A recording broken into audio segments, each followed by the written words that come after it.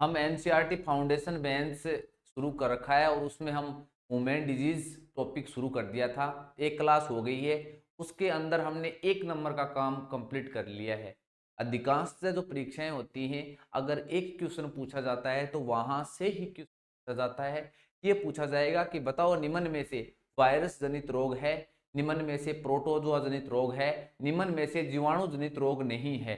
तो वो मैंने 4 ट्रिकें बता दी थी आपको। सबसे पहले हमने वायरस और विषाणु की ट्रिक पढ़ी थी, जिसमें रेखा नाम की लड़की थी, वो किसी को हिट करके पोयचे छोड़ गई साखज। कोई एक दुखी आदमी है, वो ये बता रहा है कि कोई रेखा नाम की लड़की आई थी मेरे जीवन में और पहले उसने मुझे हिट किया और फिर मुझको पोयचे छोड़कर चली गई साखज। रेखा हमें हिट करके पोयचे छोड़ गई साखज, ये ट्रिक पड़ी थी। साख है जय, खांसी और जुखाम, ये आपको पता है वायरस जनित रोग हैं, तो आपको ये भी पता, साखत से ये भी पता चल जाएगा कि ये ट्रिक है वो वायरस की है। उसके बाद में हमने जीवाणु की ट्रिक पढ़ी थी, बैक्टीरिया की ट्रिक पढ़ी थी। उसमें हमने देखा था कि पंडित का टिक्का न्यू है सीगा। किसी ने किसी के साथ शर्त लगाई थी कि पंडित का टिक्का है वो नया है। अगर पंडित का टिक्का नया अगर मिल गया तो तुझे गाना गाकर सुनाना पड़ेगा। तो पंडित का टिक्का न्यू है, सी मतलब वह, गा मतलब गा के सुना, कि जो मैंने कहा था ना कि पंडित का टिक्का नया है तो तुझे अब गा के सुनाना पड़ेगा। ये ट्रिक जीवाणु की पड़ी थी।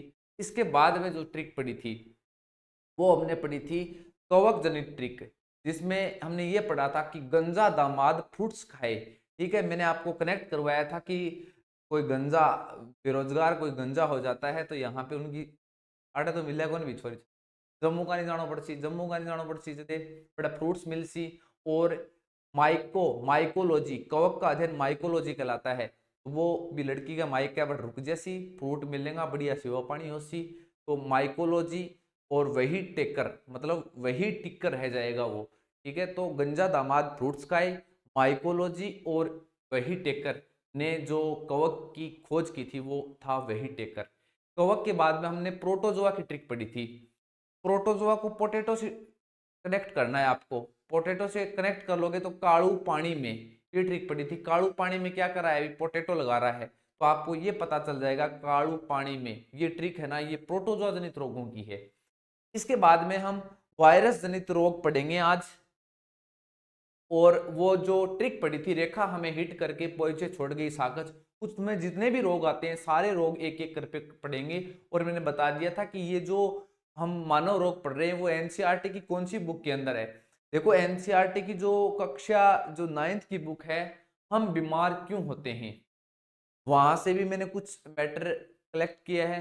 उसके बाद बात करते हैं कि कक्षा 8 की बुक है, दूसरा पार्ट है सूक्ष्म जीव शत्रु और मित्र, वहां से भी कुछ मैटर वहां से भी मुझे मिला है। इसके अलावा जितना भी मैं आपको करवा रहा हूँ वो कुछ आरबीएससी की बुक से है और कुछ एनसीईआरटी कक्षा 12 की बुक लगती है उसके अंदर दे रखा है। तो वहां से मैं ये करवाने की कोशिश कर रहा हूँ।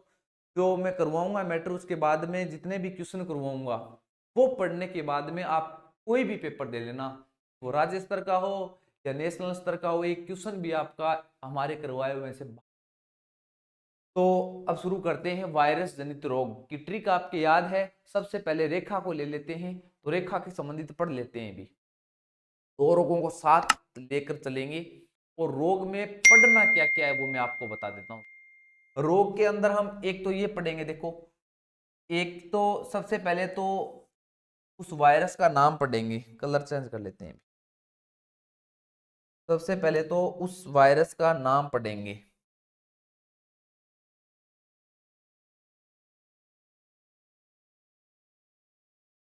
अरे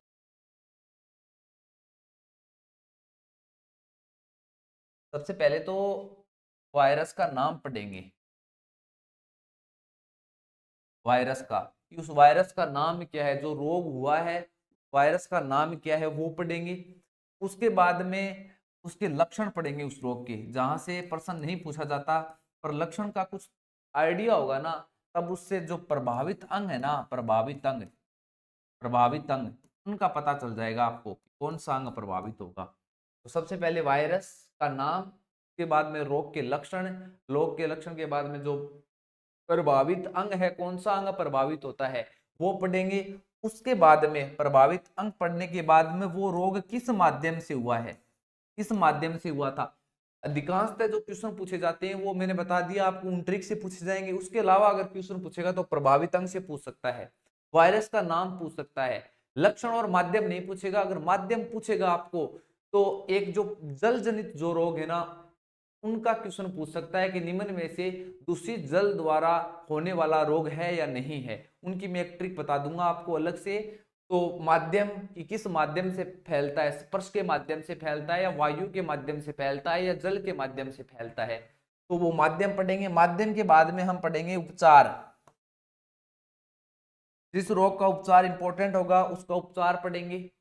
और उसके बाद में किसी रोग की अगर विशेष कोई जांच या टीका होगा, कोई उससे संबंधित टीका तो इस उपचार के अंदर पढ़ लेंगे, उस रोग की कोई जांच होगी ना वो पढ़ेंगे। इतनी बातें पढ़ेंगे हर रोग के बारे में।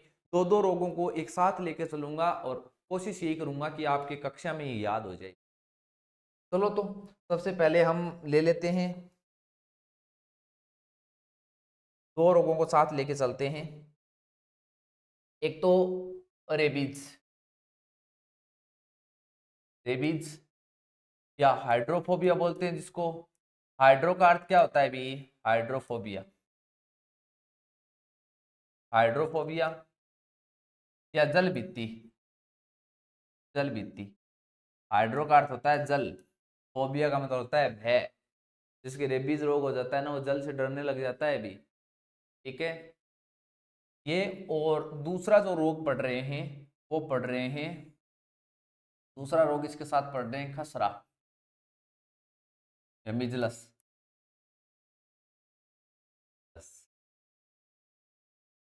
तो सबसे पहले रेबीज रोग है उसका वायरस का नाम पढ़ेंगे, रेवड़ा वायरस नाम है इसका, रेवड़ा वायरस।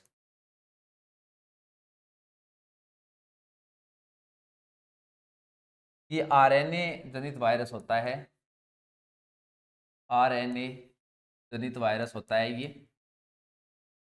तो रिट्रोवायरस भी कहते हैं, रिट्रोवायरस। जो वायरस आरएनए जनित होता है ना उसको रिट्रोवायरस के नाम से जानते हैं हम। जैसे एडस का एचआईवी वायरस है उसको भी रिट्रोवायरस कहते हैं, क्योंकि उसके अंदर डीएनए के स्थान पर क्या होता है दोस्तों, आरएनए होता है। तो रेवड़ा वायरस। और इसका वायरस का खसरा के बारे में देखते हैं, वो होता है मारबोला, मारबोला वायरस, मारबोला वायरस। लक्षण की बात करते हैं, लक्षण का पता ही है आपको, जल से भय लगना, लार अधिक स्रावित होना, सिर दर्द करना, ठीक है। तो इसमें जल से भय लगना, जल से भय, लार अधिक स्रावित होना, लार अधिक स्रावित होना, सिर दर्द, ऐसे लक्षण आपको रेबीज के अंदर देखने को। इसके बाद में सबसे पहले इसके प्रभावित अंग पढ़ लेते हैं। देखो भी लक्षण से आपको ये पता चल जाएगा कि कौन सा अंग प्रभावित होगा। जैसे सिर का दर्द करना, जल से भय लगना, ये जो अपना जो नर्वस सिस्टम होता है ना, तंत्रिका तंत्र, वो प्रभावित होता है। और तंत्रिका तंत्र होता क्या है, नर्वस सिस्टम के अंदर मस्तिष्क आता है, मेरुरज्जु आता है, और पूरे शरीर का जो कंट्रोल रखता है वो रखता है नर्वस सिस्टम, तंत्रिका तंत्र। तो इससे जो प्रभावित अंग होता है ना वो होता है तंत्रिका तंत्र, तंत्रिका तंत्र। और तंत्रिका तंत्र में ज्यादा जो प्रभावित होता होता है मस्तिष्क, मस्तिष्क।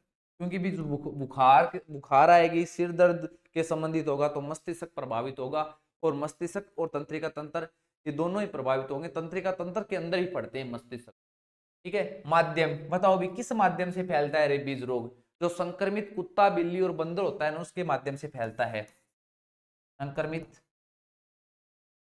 कुत्ता, बिल्ली के काटने से। अब बात करते हैं इसके उपचार की। तो उपचार में आपको पता है रेबीज का टीका लगाया जाता है, रेबीज का टीका लगाया जाता है। और रेबीज के टीके की खोज किसने की थी आप बता दीजिए। लुईस पास्चर ने की थी, लुईस पास्चर ने की थी।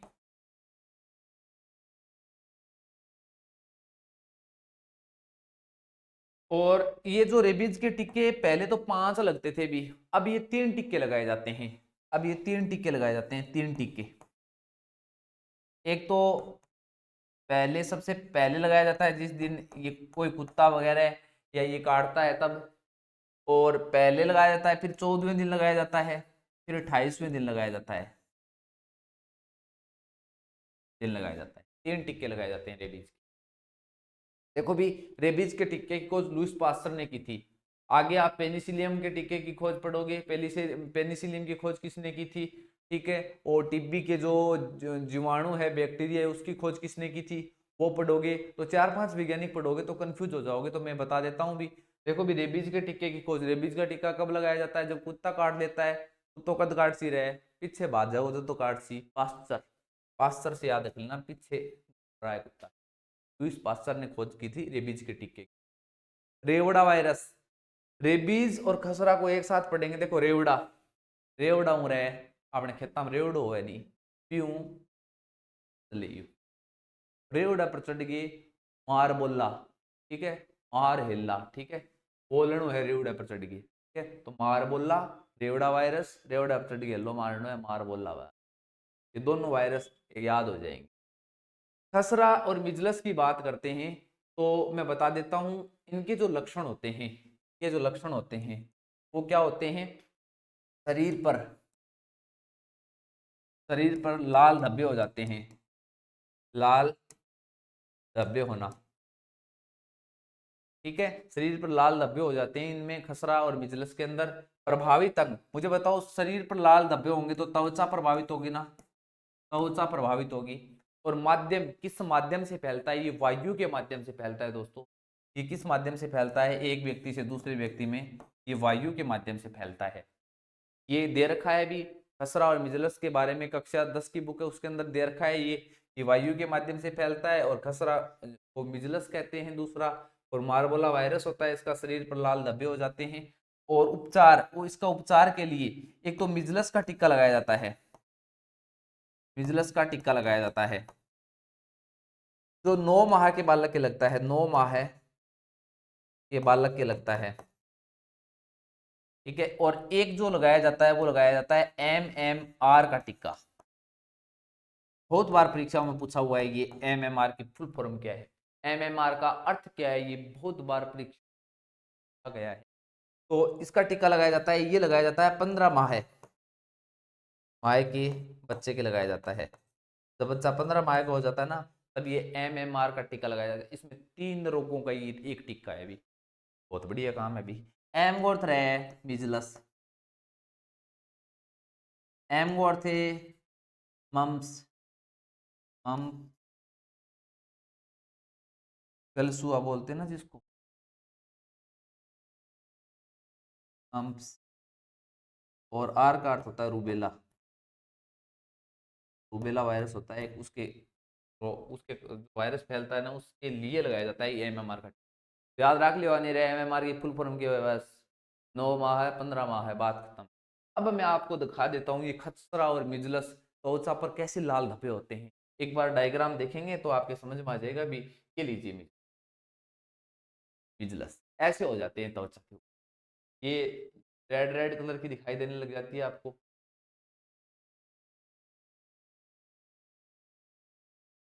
ये देखो, ये मिजलस।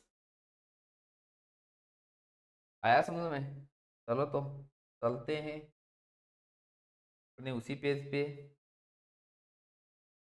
तो दोनों रोग समझ में आ गए, रेबीज और जो रेबीज के साथ हमने पढ़ा है खसरा, ये दोनों आपके समझ में आ गए। इसके बाद में 2 रोग और पढ़ेंगे, वो आएगा हर्पीस। वो उस ट्रिक से ये भी क्रम से नहीं चल रहे, 2 रोग वही है हर्पीस, एक तो हर्पीस है, हर्पीस रोग। और एक हर्पीस के साथ हम ले लेते हैं सारस रोग, सारस रोग, सारस, जो कि एक जो कोरोना जो वायरस होता है ना, कोरोना वायरस फैमिली का सदस्य है ये, वायरस परिवार का सदस्य। सार्स रोग होता है ना, सार्स रोग, सार्स वायरस फैला था, ये 2000 के लगभग फैला था, ये चीन में यही फैला था, ठीक है। जो कि ये कोरोना वायरस होता है, कोरोना वायरस अकेला वायरस नहीं होता, ये पूरी एक फैमिली होता है, परिवार होता है, उसका एक सदस्य था ये सारस, सारस फेस्ट। और जो कोरोना जो हम कहते हैं ना, कोविड हुआ था, कोविड-19, वो मैं बता देता हूँ, वो हुआ था ना, वो सारस कोविड-2 नाम दिया गया था उसका। तो आप थोड़ा सा ये ध्यान, तो ये सारस की फॉर्म है ना, सारस की वो है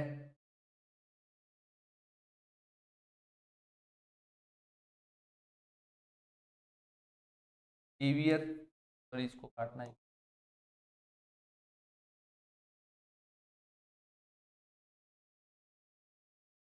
severe acute, severe acute respiratory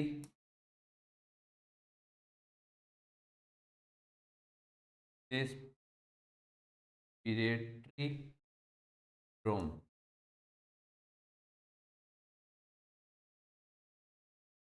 severe acute respiratory syndrome, ठीक है, ये इसकी फुल फॉर्म है, सार्स की पूछी जा सकती है, एक बार किसी पूछ लिया गया था, तो आप थोड़ा सा ध्यान रखना कि सारस की फुल फॉर्म, ठीक है। उसके बाद में हर्पिस रोग और सारस रोग के बारे में चर्चा करते हैं। सबसे पहले हम देखते हैं कि वायरस का नाम क्या है। वायरस का नाम क्या है? वायरस का नाम यही है, हर्पिस वायरस बोलते हैं, हर्पिस वायरस बोलते हैं। और इसको herpes simplification, sorry, herpes simplex, herpes simplex virus, तो शॉर्ट में बोला था अभी, HSV, ठीक है। तो पर आप सीधा याद रखना, हर्पिस वायरस से यही कनेक्ट हो जाएगा आपका। पर कई बार ऐसा आ जाता है ना, HSV, इससे कौन सा रोग होता है, तब कंफ्यूज हो जाते हैं बच्चे, तो याद रखना हर्पिस सिंप्लेक्स वायरस होता है, HSV फॉर्म होती है। इसका वायरस का नाम यही है, सारस वायरस, सारस वायरस। सारस वायरस की फुल फॉर्म हमने देख ही ली, क्या होते हैं? सीवियर, एस का अर्थ होता है सीवियर एक्यूट रेस्पिरेटरी सिंड्रोम, ठीक है, श्वसन के संबंधित होता है ये, रेस्पिरेटरी सिस्टम होता है ना, उससे संबंधित होता है, ध्यान रखना। वायरस के बाद में हम ये देखते हैं कि इससे जो लक्षण है वो क्या है, जो लक्षण है वो क्या है, बताओ भी। हर्पिस जो रोग होता है ना, उसके लक्षण क्या होंगे भी? ये भी हर्पिस रोग होता है ना, ये भी त्वचा से संबंधित होता है ना। इसमें ज्यादा जो मुंह होते हैं ना, मुंहा, उस पर फुंसियां हो जाती हैं, त्वचा पर फुंसियां होना ज्यादा जो होती है ना, ज्यादा, वो जननांगों, तो मुख व जनन अंगों में, वहां पर ज्यादा होती हैं, ठीक है। ये जो हर्पिस रोग होता है ना, इसमें जो मुंह पर, यहाँ पर जो कहते हैं ना जूठ भी होती है, और जननांगों पर होते हैं ये जो हर्पिस रोग होता है, इसके जो लक्षण होते हैं, त्वचा पर फुंसियां आना। लक्षण के बाद में बात करते हैं, ये किस माध्यम से फैलता है, किस माध्यम से फैलता है? तो हर्पिस रोग होता है वो स्पर्श के माध्यम से फैलता है दोस्तों, स्पर्श के माध्यम से फैलता है, स्पर्श के माध्यम से फैलता है। और हर्पिस रोग के बाद में हम ये देखते हैं, हर्पिस रोग माध्यम के बाद में हम देखते हैं प्रभावित अंग। अब आप बता दोगे प्रभावित अंग कौन सा होगा? त्वचा होगी। और इसके बाद में ये देख लेते हैं हम कि जो प्रभावित अंग त्वचा होगी, और इसके संबंधित और उपचार वगैरह, तो इसमें एंटीबायोटिक दी जाती हैं भी, ठीक है, ये अपना आप सही हो जाता है। तो प्रभावित अंग ये हो गया, उपचार इसमें कुछ विशेष है नहीं। और तो सारस रोग में देख लीजिए, इसका वायरस का नाम है सारस वायरस होता है, फुल फॉर्म ध्यान में रखना। फुल फॉर्म क्या होती है? सीवियर एक्यूट रिस्पिरेटरी सिंड्रोम, ठीक है। तो ये इसकी फुल फॉर्म हो गई। इसके लक्षण क्या होंगे? लक्षण, लक्षण होते हैं इसमें जो श्वास नली होती है ना, श्वास नली में सूजन आना। बताओ भी, श्वास नली में सूजन आएगा, तो जो ध्यान रखना, जितने भी जो वायु के माध्यम से जो रोग होते हैं ना, वो लगभग जो होते हैं, वो वायु जाएगी, नाक के अंदर से जाएगी, फेफड़ों के अंदर जाएगी, फेफड़ा प्रभावित होगा ना, या श्वास नली प्रभावित होगी, ये फेफड़ा प्रभावित होगा। तो ध्यान रखना, इसमें जो माध्यम होता है ना, माध्यम, वो वायु के माध्यम से, ठीक है। और जो प्रभावित अंग देखने को मिलता है ना, प्रभावित अंग, वो उसमें त्वचा देखने को मिलता है, इसमें जो श्वसन तंत्र है, श्वसन तंत्र, ज़्यादा जो देखने को मिलती है ना वो श्वास नली देखने को मिलती है। उपचार वगैरह मैंने आपको बता ही दिया, ये एंटीबायोटिक वगैरह इसमें दी जाती हैं और विशेष इसके उपचार के बारे में किया हुआ नहीं है। तो हर्पिस रोग और सारस रोग इसमें इंपॉर्टेंट यही है कि इसकी तो ये फुल फॉर्म इंपॉर्टेंट है। कौन सा अंग प्रभावित होता है ये ध्यान रखना। इसमें भी HSV कहीं दे दिया जाए तो इसका मतलब है ये हर्पिस है। हर्पिस रोग में दिखा देता हूँ भी, क्योंकि खसरा जैसा ही आपको लगेगा, पर इनमें जो फुंसियां होती है ना वो लगभग आपको या मुंह के ऊपर देखने को मिलेगी या जननांगों पर देखने को मिलेगी। चलो भाई देखते हैं।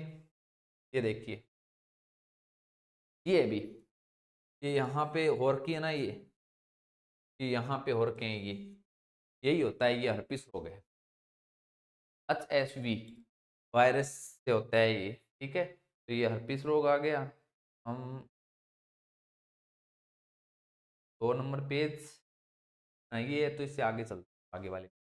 अब जो आगे वाले रोग पढ़ेंगे वो गलसुआ और इन्फ्लुएंजा पढ़ेंगे। आगे वाले रोग पढ़ेंगे वो पढ़ेंगे गलसुआ, गलसुआ और इन्फ्लुएंजा। बताओ अभी, कल किस आगे मारो आ रहा है। गलसुआ को मम्प्स कहते हैं, मम्प्स रोग। MMR का टिक्का पड़ा था ना वो यही है, ध्यान रखना। में जो M का अर्थ मिजलस पड़ा था, M का अर्थ मम्प्स पड़ा था, और S का MMR, R का अर्थ रूबेला पड़ा था। ये गलसुआ के अंदर सबसे पहले देखते हैं वायरस। बताओ रगल किस आगे मारोगा। गल मारने को मौको थाने मिलेगो पड़ोसिया रे घर जागे, ठीक है। गल मारनी है पड़ोसिया रे घर जागे और कद मार चो रहे। एक बात बताओ थे मैंने, पड़ोसी यारी करे मिक्सी खराब हो गया तो गल मार गया उसको नहीं, गल सुआ गल मार गया उसको। पड़ोसिया करे मिक्सी खड़ी हो खराब हो जाए तो गल मार गया उसको। और बताओ रे तार टेढ़ा हुआ है तो अर्थ तार जोड़िए होगा नहीं, हाँ क्यों। तो ध्यान रखना, पेरा मिक्सो और अर्थो मिक्सो। अर्थ अर्थात अर्थो।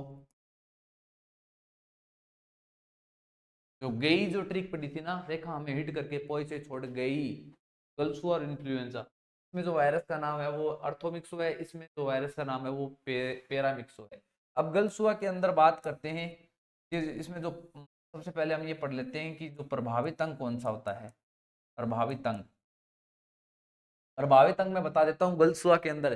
कई बार यहाँ गलसुए पड़ते हैं ना, कान के नीचे सोजन आ जाता है, उनको बोलते हैं गलफड़े बोलते हैं ना कई बार, वो यही होते हैं गलसुआ। यहाँ सोजन आ जाता है कान के नीचे, ठीक है। तो ये जो पेरोटिड ग्रंथि होती है यहाँ, यहाँ पेरोटिड ग्रंथि होती है,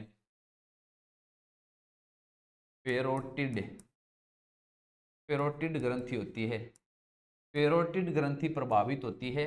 और इस जो प्रभावित होती है वो पेरोटिड ग्रंथि होती है, ध्यान रखना। लार ग्रंथि होती है ना, पेरोटिड लार ग्रंथि मान लेना ना, पेरोटिड लार ग्रंथि होती है यहाँ पे, वो प्रभावित होती है, ध्यान रखना। कान के नीचे होती है वो ग्रंथि, वो प्रभावित होती है। और किस माध्यम से फैलता है ये रोग, माध्यम से फैलता है ये संक्रमित लार के माध्यम से, लार के माध्यम से ये रोग एक दूसरे के अंदर फैलता है। और प्रभावित अंग पेरोटिड ग्रंथि है।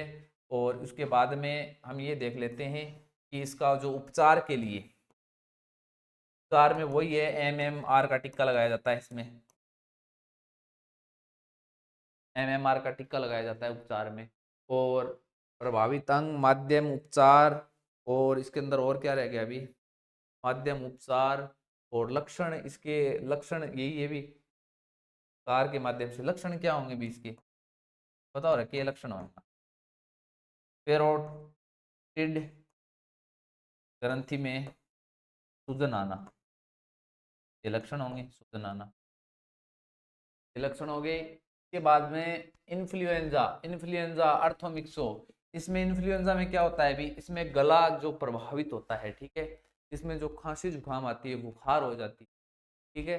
तो इसके जो प्रभावित अंग देखते हैं, प्रभावित अंग, चलो वहाँ प्रभावित अंग देख लिया तो यहाँ प्रभावित अंग देख लेते हैं। मुझे बताओ इसमें फेफड़े वगैरह प्रभावित होते हैं, ठीक है? इसमें क्या प्रभावित होते हैं, इसमें श्वसन तंत्र इसमें प्रभावित होता है, श्वसन तंत्र ही प्रभावित होता है इसके अंदर, ठीक है। और ये किस माध्यम से फैलता है, किस माध्यम से फैलता है? वो तो लार के माध्यम से फैलता है, ध्यान रखना। संक्रमित लार होती है ना, उसके माध्यम से फैल जाता है ये, ठीक है। और ये किस माध्यम से फैलता है दोस्तों, ये मुझे बताओ। श्वसन तंत्र प्रभावित होता है इसके अंदर, तो ये जो फैलता है ये वायु के माध्यम से फैलता है, ये वायु के माध्यम से फैलता है। और बात करते हैं इसके लक्षण, के लक्षण में क्या होता है। इसमें जो खांसी, खांसी आना और बुखार होना, ये इसके सामान्य लक्षण होते हैं। गलसुआ इन्फ्लुएंजा में कल मान जानो है, पड़ोसी करें पैरामिक्सो अर्थोमिक्सो, बस प्रभावित अंग ध्यान में रखना है। गलसुआ जो होता है ना, उसके अंदर जो नीचे सोजन आ जाता है, गलसुआ को बोलते हैं, मम्स बोलते हैं जिसको, ठीक है ना। तो पेरोटिड ग्रंथि प्रभावित होती है, और उनके अंदर जो प्रभावित होती है ना, वो श्वसन तंत्र प्रभावित होता है। तो इसके बाद में हम पर आपको डायग्राम दिखा देता हूँ, चलो ये लीजिए, ये गलसुआ। इन्फ्लुएंजा तक कोई डायग्राम है भी नहीं, इन्फ्लुएंजा में तो क्या बताएं आपको डायग्राम। श्वसन तंत्र प्रभावित होता है, बस खांसी वगैरह आने लग जाती है, ठीक है। इसके बाद में हम चलते हैं वापस अगले पेज पे। के बाद में जो आगे वाले रोग पड़ेंगे, वो आगे वाले रोग पड़ेंगे चेचक, चेचक, चेचक को बोलते हैं, एक को स्मॉल पॉक्स बोलते हैं, एक को चिकन पॉक्स बोलते हैं। इसको बोलते हैं small pox, small pox,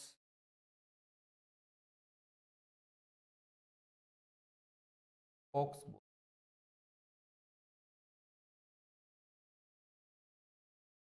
small pox बोलते हैं चेचक। और चेचक के बाद में छोटी माता बोलते हैं चिकन पॉक्स। इंपॉर्टेंट नाम है ये, बहुत बार परीक्षा में आते हैं। स्मॉल पॉक्स किसको कहा जाता है, चिकन पॉक्स किसे कहा जाता है, बच्चे इसी में कंफ्यूज हो जाते हैं। स्मॉल पॉक्स छोड़कर, स्मॉल पॉक्स सोचकर है ना, ये सोच लेंगे छोटी माता होगी, ठीक है। पर ध्यान रखना ये उल्टी होती है, स्मॉल का छोटा होता है ना, तो स्मॉल पॉक्स मतलब छोटी माता नहीं है, चेचक को कहते हैं। और छोटी माता है ना, उसको बोलते हैं चिकन पॉक्स। फिर उसके बाद में एक जुकाम। तीनों को साथ पढ़ने का एक कारण बताऊंगा कि इसकी जो वायरस के रोग हैं वो एक ट्रिक से याद करेंगे तीनों के तीनों। तो सबसे पहले हम देखते हैं इसमें वायरस के रोग। वायरस के बाद में देखेंगे इसमें इसके लक्षण क्या हैं। लक्षण के बाद में देखेंगे इसका प्रभावित अंग क्या है, प्रभावित अंग। प्रभावित अंग के बाद में देखेंगे माध्यम, माध्यम से फैलते हैं ये। माध्यम के बाद में किसी का उपचार होगा, तो उपचार के बारे में देखेंगे, इतनी चीजें पढ़ेंगे। तो सबसे पहले वायरस की बात करते हैं। तो वायरस से तीनों के एक साथ एक ट्रिक से याद करूंगा मैं आपको, वो आपको थोड़ा ध्यान रखना है। और मैं आपको बता देता हूँ, ये जो छोटी माता होती है ना, छोटी माता होती है, जो अपने ओरी बोलते हैं ना, ओरी बोलते हैं उसको छोटी माता। और जो चेचक होती है ना, चेचक, वो कहते हैं ना आंकड़ों का आंकड़ों निकले, तीन चेचक।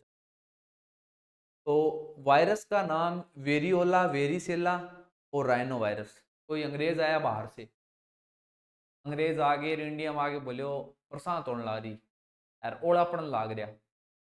जब अंग्रेजी में बोलेगा वेरी, वेरी ओला, वेरी मतलब ओला, मतलब ओढ़ा, वेरी ओला, ठीक है, ठीक है। और फिर उन ओड़ों को लेकर हाथ में उनको सहलाने लग गया, वेरी ओला वेरी सेला। वो क्या करने लग गया, अरे सहलाने लग गया, ठीक है। और फिर आपना वर्ग को कोई ज्ञानी आदमी हो, वो सारा का जान लाग रहे हो, बण दीबिंद राय बोले वो बेटी का बाप है, ए नहीं ए खिलाण खातर को, सहलाण खातर को, साले दबजे सी नाचा। तीनों नाम एक टिक से याद हो गई, वेरियोला, वेरिसेला और राइनो वायरस। वेरियोला, वेरियोला, देखो इंग्लिश में नाम है भी ये, तो मैं हिंदी में लिख रहा हूं। तो कोई वेरी ओला आ जाए तो उसमें इंग्लिश में ना अलग अलग जो ट्रांजेक्शन होते हैं, तो उसमें कोई दिक्कत नहीं आएगी आपकी। Variola, varicella, varicella, variola, varicella और राइनो वायरस, राइनो वायरस,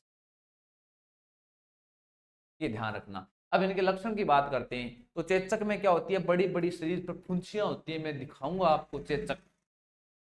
चेचक और जो छोटी माता होती है वो, इसमें शरीर पर क्या होती हैं, शरीर पर बड़ी बड़ी फुंसियां होती हैं। जैसे आपका ये देखा ही हुआ है अभी चेचक, चेचक नहीं देखा हुआ, क्या आंकड़ों काकड़ों निकलता है शरीर के ऊपर, जैसे खसरा में होते हैं ना लाल लाल, वैसे ही इसके अंदर होते हैं, पर अंतर होता है इन दोनों के अंदर, ठीक है। शरीर पर बड़ी बड़ी फुंसियां होना, और इन पर, इनकी तुलना में इन पर शरीर पर छोटी छोटी फुंसियां लिख सकते हैं हम। शरीर पर छोटी फुंसी होना, और इसमें बुखार,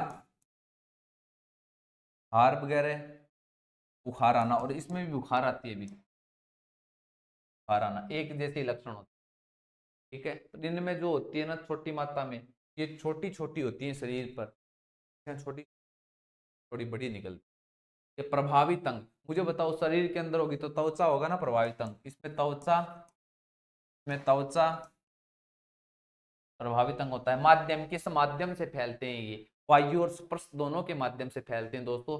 अगर आप किसी के अंदर आंकड़ा काकड़ा और निकल लियो है तो बिन स्पर्श कर तो भी वो फैलेगा, और वायु के माध्यम से फैलता है, एक कमरे में रहोगे ना तो भी फैलेगा। तो ये वायु और स्पर्श के माध्यम से, माध्यम कभी नहीं पूछा जा सकता, माध्यम केवल जल के माध्यम से फैलने वाले रोगों का माध्यम पूछा जा सकता है। बहुत कम परीक्षा, एक दो परीक्षाओं में जहां से यहाँ से प्रश्न पूछा गया वो जल के माध्यम से फैलने वालों से पूछा गया, और यहाँ से कोई प्रश्न, ठीक है।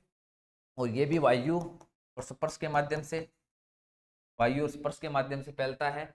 और इसकी बात बाद में कर लेते हैं। उपचार के तौर पर चेचक का टीका, चेचक का टीका, और चेचक के टीके की खोज की थी, वो की थी एडवर्ड जेनर ने की थी, जेनर, एडवर्ड जेनर ने की थी। चेचक के टीके की खोज 1798 में की थी, और इसको टीकाकरण का जनक कहा जाता है एडवर्ड जेनर को। टीकाकरण, टीकाकरण का जनक, ठीक है। और इसका कोई सामान्य उपचार ऐसा है नहीं कुछ। और जुखाम के बारे में मैंने बता दिया, राइनो वायरस होता है, लक्षण को थाने बेरो ये नाक में केर है, फिर दो चलन लग जाएगी, नाक में पानी आना, ठीक है। और प्रभावित अंग इसमें कौन सा होगा रे, पता ही है आपको, श्वसन तंत्र होगा, श्वसन तंत्र प्रभावित होगा। श्वसन तंत्र के अंदर श्वास नली भी आ जाती है, फेफड़ा भी आ जाते हैं। माध्यम किस माध्यम से फैलती है ये, वायु और स्पर्श के माध्यम से फैलती है ये, कहते हैं इसका माध्यम वायु ही होता है। उपचार, उपचार में ले लो पैरासिटामोल कैप्सूल, कंप्लीट।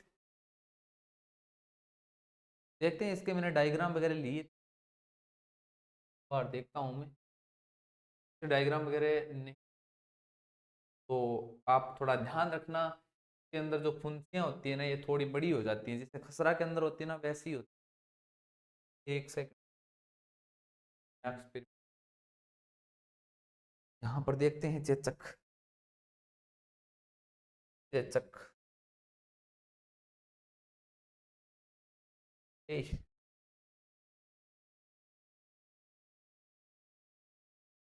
चेचक, चेचक रोग की इमेज में जाकर देखते हैं।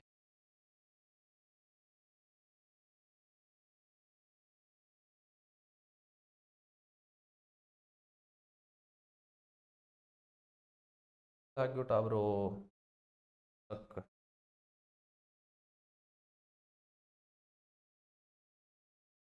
चलो इमेज, ये इमेज है भी आपको दिखाई दे रही है, ये इमेज दिखाई दे रही है ना। और चेचक के बाद में आपको बता देता हूँ मैं, फॉक्स, छोटी माता, माता,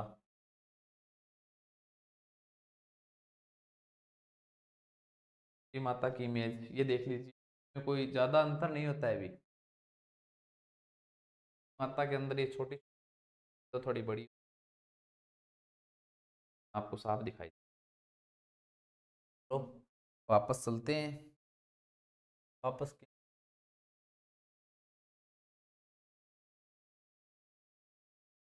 का नेजा। इसमें ये ध्यान रखना चेचक के टीके की खोज की एडवर्ड जेनर ने की। चेचक, छोटी माता और जुखाम। बहुत बार परीक्षाओं में प्रश्न ये पूछा गया है, चिकन पॉक्स निम्न में से किसे कहा जाता है? तो छोटी माता को चिकन पॉक्स कहा जाता है। स्मॉल पॉक्स जो कहा जाता है वो कहा जाता है जो स्मॉल पॉक्स कहा जाता है ना, वो कहा जाता है चेचक को। ठीक है, चिकन पॉक्स कहा जाता है छोटी माता को कहा है। तो अब आगे वाला पेज देखते हैं। और इनके बारे में आपको याद भी हो गया होगा। अब तक हमने जो रोग पढ़े हैं वो रेबीज, खसरा, हर्पीस और सारस वायरस के बारे में देख लिया। गलसुआ, इन्फ्लुएंजा के बारे में पढ़ लिया। चेचक, छोटी माता और जुखाम के बारे में हमने देख लिया। इसके बाद में हम आगे वाला जो रोग पढ़ेंगे वो पढ़ेंगे पोलियो। पोलियो पोलियो ये की पढ़ेंगे। पोलियो रोग के बारे में मैं आपको बता देता हूँ। इसकी जो वायरस का नाम है, वायरस का नाम है वो है antero virus. Antero virus, antero virus इसकी वायरस का नाम है। ये पोलियो वायरस भी कहते हैं, अंतर वायरस भी कहते हैं इसको, अंतर वायरस। क्योंकि जो यहाँ जो इन्फेक्शन होता है, जो वायरस है ना, वो सबसे पहले इन्फेक्शन यहाँ पर ही होता है। यहाँ जो पोलियो वायरस में जो ना इसका वायरस जो पनपता है, अपना जो भोजन प्राप्त करता है, वो सबसे पहले जो करता है वो आंत पर करता है। तभी इसको आंत्र वायरस या एंटीरो वायरस कहते हैं, या पोलियो वायरस। सीधा ही ध्यान रखना, polio virus, polio virus, polio virus. ठीक है, और ये सबसे छोटा वायरस है। ये कक्षा 10 आरबीएससी की बुक के अंदर दे रखा है, सबसे छोटा वायरस, वायरस।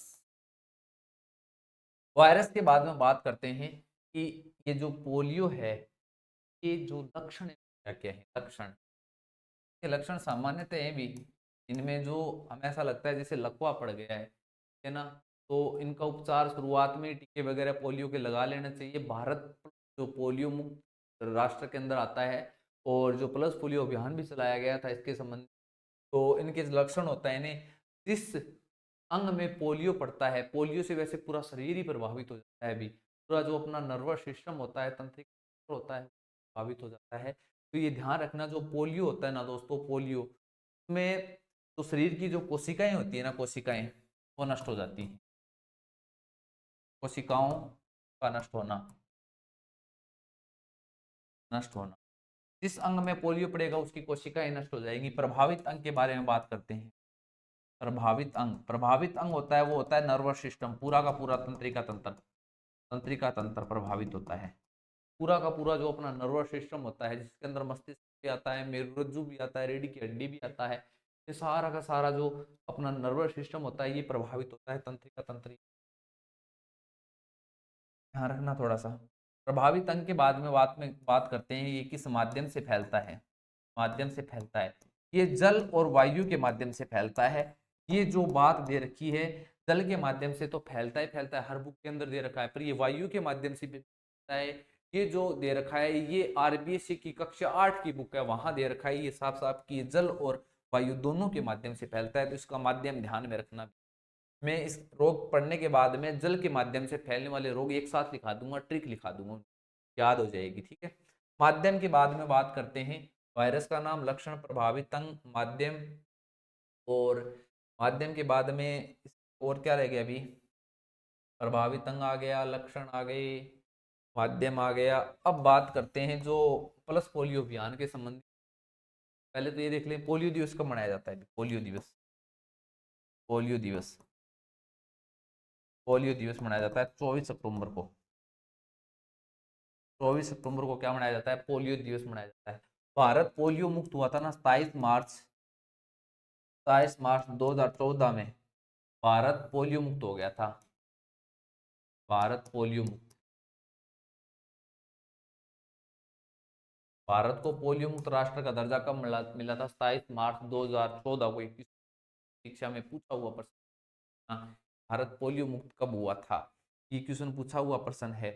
और इसका जो वो रह गए ना, उपचार रह गए इनके। चलो पहले प्लस पोलियो अभियान के संबंधित देख लेते हैं कि जो प्लस पोलियो अभियान है वो कब शुरू हुआ था। पर इसके उपचार वगैरह मैं लिखा देता हूँ। उपचार तो इसमें इंपॉर्टेंट है भी, क्वेश्चन भी पूछा हुआ है। पोलियो की दुआ, 2 बूंद पोलियो की। ठीक है, वो 2 बूंदे पिलाई जाती हैं पोलियो की। तो ये एक तो उपचार में 2 चीजें होती हैं, एक तो ओपीवी, एक आईपीवी। ये जो ओपीवी होता है, वैक्सीन होता है, ये दवा के रूप में दिया जाता है मुख के अंदर, oral polio vaccine, oral polio vaccine,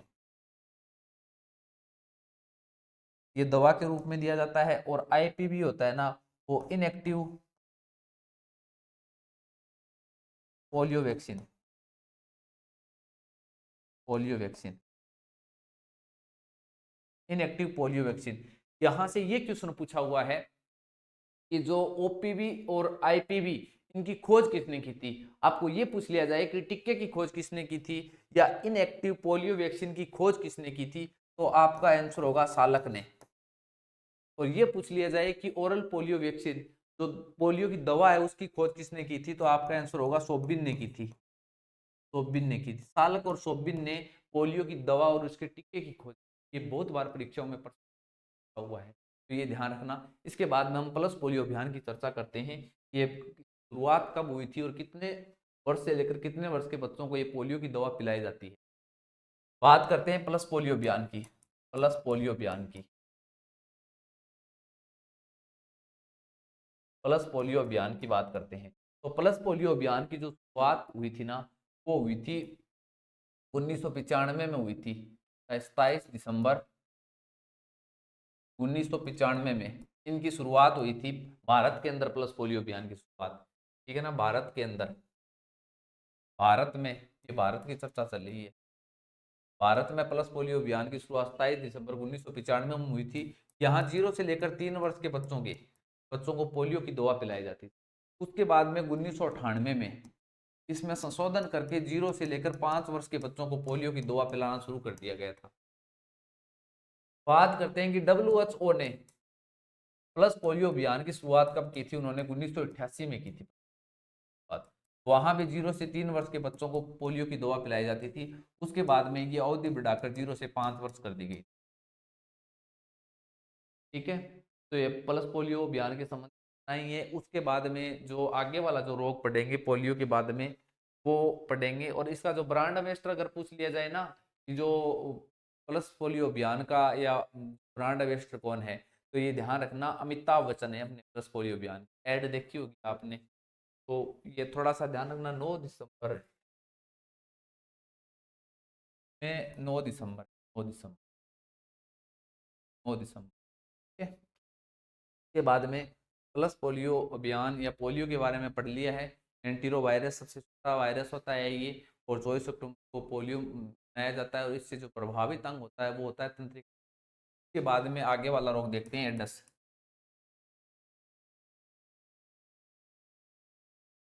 AIDS रोग, यहाँ से प्रश्न पूछे जाते हैं।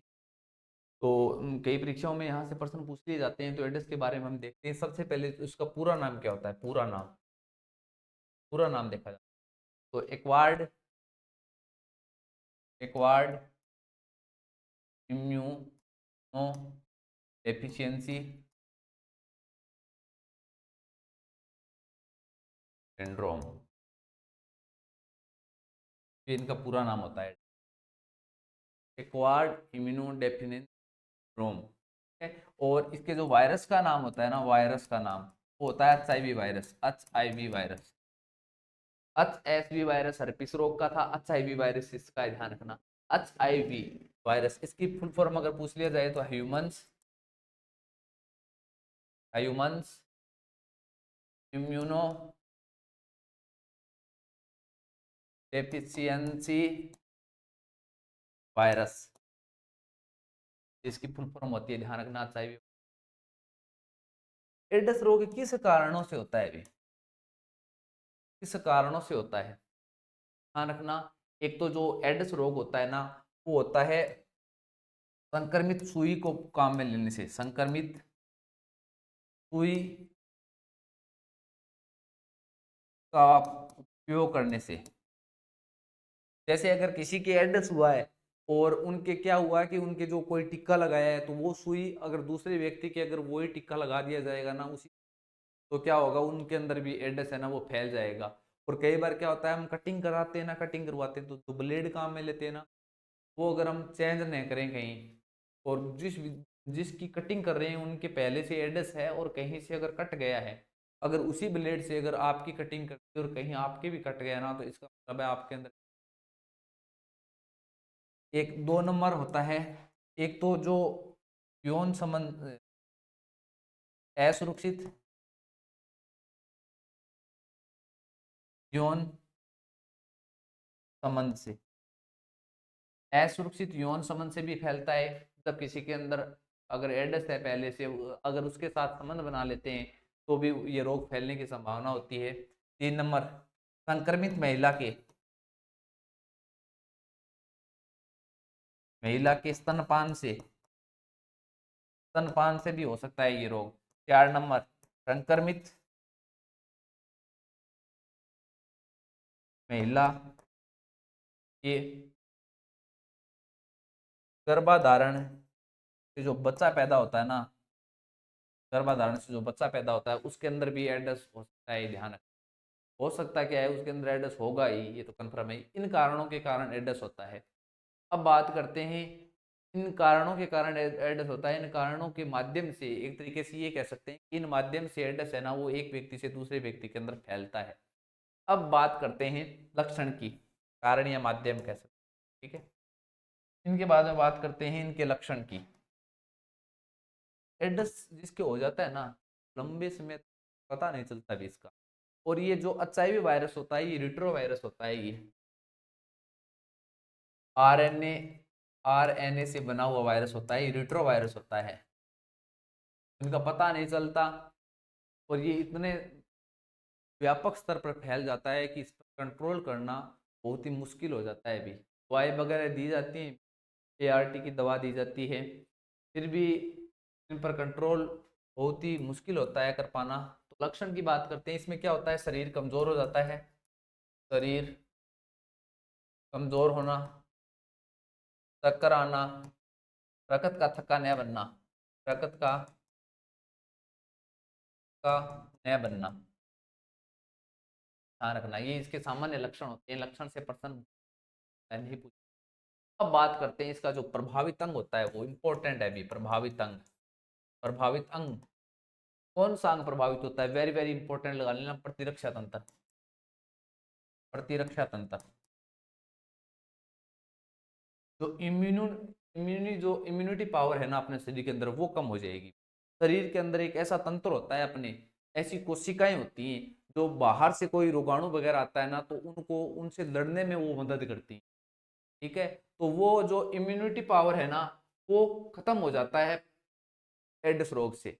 प्रतिरक्षा तंत्र जो अपनी रक्षा करता है, ऐसा तंत्र होता है शरीर के अंदर, ऐसी कोशिकाएं होती हैं जो बाहर से कोई भी किसी भी रोग का वायरस जीवाणु आएगा उनसे लड़ने का काम करती हैं, और ये इनको प्रभावित कर देता है।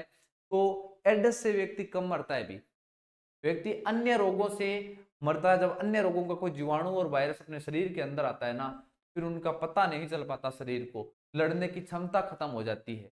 तो ये जो बहुत सारी बीमारियां एक साथ हो जाती हैं, फिर व्यक्ति की मृत्यु। तो ये ध्यान रखना, प्रतिरक्षा तंत्र प्रभावित होता है। और इसमें भी बात करें तो एक टी लिम्फोसाइड होती है, टी लिम्फोसाइड कोशिकाएं होती हैं, ये टी लिम्फोसाइड, ये डब्ल्यूबीसी के अंदर पाई जाती हैं। ये नष्ट हो जाती है, इनका काम ही होता है लड़ने का, रोगाणुओं से लड़ने का काम होता है। और सामान्यतः एड्स के अंदर ना डब्ल्यूबीसी की कमी हो जाती है, की कमी हो जाती है। ये टी लिम्फोसाइड होती है ना, लिम्फोसाइड, ये किसके अंदर पाई जाती है, ये डब्ल्यूबीसी के अंदर पाई जाती है। तो हम ये कह सकते हैं कि एड्स रोग होता है ना, उसके रोगी के डब्ल्यूबीसी की क्या हो जाती है, कमी हो जाती है। तो प्रभावित अंग, प्रभावित अंग के बाद में हम देखते हैं आगे, प्रभावित अंग पढ़ लिया। और इसका उपचार, तो उपचार, उपचार में एआरटी की दवा दी जाती है, एआरटी की दवा दी जाती है, एंटी रिट्रो थेरेपी।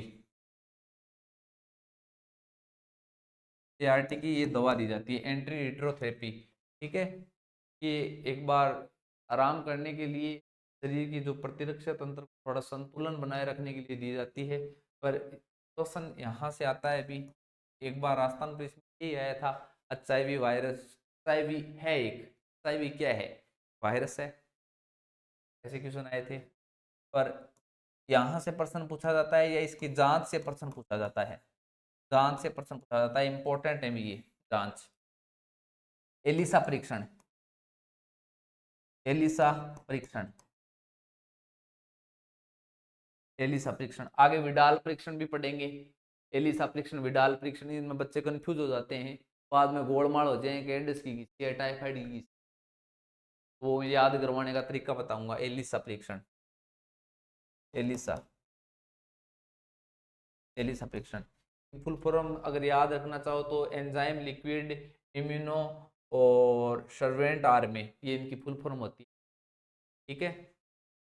और एलिसा के बाद में PCR होता है, पॉलीमर चेन रिएक्शन, ये भी जांच होती है, पॉलीमर चेन रिएक्शन। के बाद में एडस का एक निश्चयात्मक परीक्षण होता है, निश्चयात्मक परीक्षण होता है। अगर हमें इससे संतुष्टि नहीं मिले ना, एलिसा करवा ली, PCR करवा ली, हमें संतुष्टि नहीं मिली कि यार हम HIV पॉजिटिव, तो आप निश्चयात्मक परीक्षण करवा सकते हो, जिसको बोलते हैं western blast, western blast, western blast, ये जांच होती है। ये जांच करवाने के बाद में अगर इसके अंदर आप HIV पॉजिटिव आ जाते हो तो आपके HIV वायरस है। तो वेस्टर्न ब्लास्ट कैसे याद रखोगे भी, इनको याद करने का क्या तरीका रहेगा। वेस्टर्न ब्लास्ट, वेस्टर्न मतलब पश्चिमी साइड में, और ब्लास्ट मतलब ब्लास्ट, अपने पश्चिमी राजस्थान के पश्चिमी साइड में और भारत के पश्चिमी साइड में क्या है अभी, पाकिस्तान पड़ता है, वहां से ब्लास्ट वगैरह होते हैं, तो वेस्टर्न ब्लास्ट। एडिस भी एक ऐसा ही है, तो निश्चयात्मक परीक्षण होता है वेस्टर्न ब्लास्ट। एलिसा जांच को याद रखना, एडस में ये पकड़ लेना, एलिसा में ये पकड़ लेना, बस, ठीक है। इनके बाद में एडस के संबंधित एक नाको परीक्षण भी है, एक नाको परीक्षण भी चलाया गया है एडस के लिए, एडस की रोकथाम के लिए एक नाको परीक्षण, नाको परीक्षण। जो राष्ट्रीय एडस नियंत्रण जो संगठन है ना, वो है जिसका मुख्यालय, उसका मुख्यालय पुणे के अंदर है। इसके अलावा एक रेड रिबन ट्रेन चलाई गई है, रेड रिबन, रिबन ट्रेन चलाई गई है, जिसके ऊपर इस तरीके का ये प्रतीक है, ये प्रचार करती है एडस का, ठीक है। और इसका एक कथन है, एडस के बारे में एक कथन कहा जाता है कि बचाव ही, जानकारी ही बचाव है, जानकारी ही बचाव है, और बचाव ही प्रचार है, बस, ये कथन है। रेड रिबन ट्रेन किससे संबंधित है, एडस से संबंधित है। एडस का प्रचार प्रसार करने के लिए रेड रिबन ट्रेन को लगाया गया है। इस तरीके का आगे एक रिबन टाइप का एक प्रतीक लगा हुआ मिलेगा। नाको परीक्षण, जो अरे नाको जो होता है ना, एक संस्था का नाम है, ये किससे संबंधित है, तो एडस रोग से है। कथन ये आ गया। एडस दिवस मनाया कब जाता है अभी, एडस दिवस 1 दिसंबर को मनाया जाता है, 1 दिसंबर को मनाया जाता है। 2 प्रकार के दिवस पड़ चुके हैं, पोलियो दिवस 24 अक्टूबर को मनाया जाता है, ध्यान रखना, ठीक है। ये एड्स के संबंधित इतने पॉइंट पढ़े, इसके अलावा कोई पॉइंट है नहीं। और सर्वाधिक रोगी कहाँ मिले, तो उस टाइप के क्वेश्चन पूछे नहीं जाते। तो इसके बाद में जो आगे वाला रोग पढ़ेंगे वो पढ़ेंगे पीलिया, पीलिया, हिपेटाइटिस, हेपेटाइटिस पीलिया रोग, यकृत शोथ रोग भी कहा जाता है इसको। और इसका जो वायरस का नाम है हिपेना वायरस,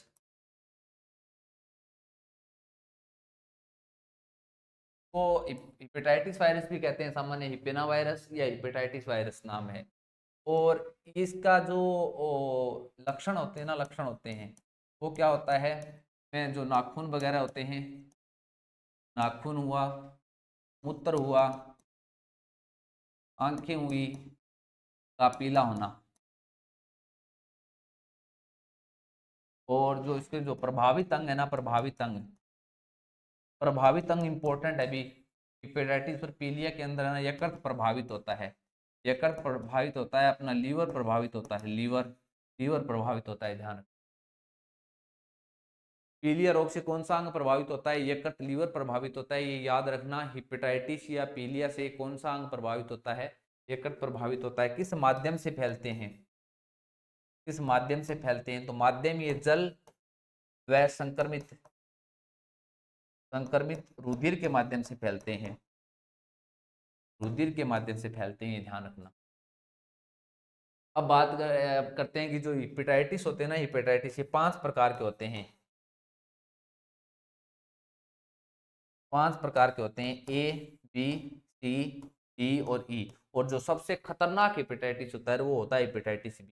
ये जो 3 होते हैं ना, ये 3, ये तो संक्रमित रुधिर के माध्यम से फैलते हैं। और जो ए और ई होता है ना, बाहर बाहर वाले, ये जल के माध्यम से फैलते हैं।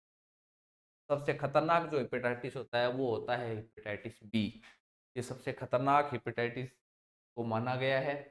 और इसके बाद में बात करते हैं तो ट्रकोमा रोग आता है। ट्रकोमा ट्रकोमा वायरस है, और वो थोड़ा सा देख लेते हैं अभी। ट्रकोमा, आज वायरस जनित रोग पूरे पढ़ लेंगे भी। ट्रकोमा, ट्रकोमा से पहले मैं आपको बता देता हूँ थोड़ा सा, ये ट्रिक लिखा देता हूँ एक, क्योंकि माध्यम है ना, माध्यम माध्यम आपको याद ही नहीं रखने। बस जल, एक माध्यम वाला जल के संबंधित याद रखना, और अपने आप कुछ याद हो जाएंगे और कुछ याद नहीं होंगे, वहां से प्रश्न भी। तो ट्रिक पढ़ते हैं कि जल के माध्यम से या दूषित जल के माध्यम से, जल के माध्यम से होने वाले रोग।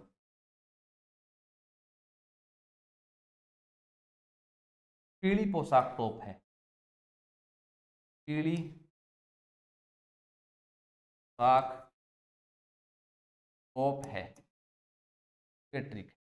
पीली का मतलब होता है पीलिया, पोशाक का मतलब होता है पोलियो, और टोप का मतलब होता है टाइफाइड, टाइफाइड।